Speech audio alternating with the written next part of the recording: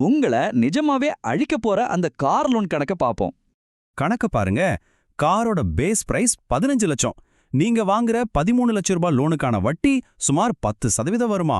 அது மட்டும் இல்லாம அடுத்த 5 வருஷத்துக்கு இன்சூரன்ஸ் ஒரு 1.5 லட்சம், மெயின்டெனன்ஸ் அண்ட் சர்வீஸ் ஒரு 1.5 லட்சம், பெட்ரோல் மற்றும் டோல்கேட்டுக்கு ஒரு 5 லட்சம்.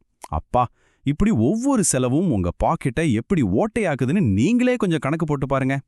இது எல்லாம் கூட்டி பார்த்தா கடைசியா வர்ற அந்த ஷாக்கிங் நம்பர் 24 லட்சம் ரூபாய். ஆமாங்க, ஒரு 15 லட்சம் ரூபாய் காருக்காக 5 வருஷத்துல உங்க பாக்கெட்ல இருந்து செலவாக போற மொத்த பணம் சுமார் 24 லட்சம். சரி, இவ்ளோ செலவு பண்ணிட்டு ஒரு 5 வருஷம் கழிச்சு அந்த காரை நீங்க விற்க போறீங்கன்னு வச்சுப்போம். உங்களுக்கு எவ்வளோ கிடைக்கும்? வெறும் 6 லட்சம் தான். அப்படின்னா உங்களோட நிகர நஷ்டம், அதாவது நெட் லாஸ் எவ்வளோ தெரியுமா? 18 லட்சம் ரூபாய்.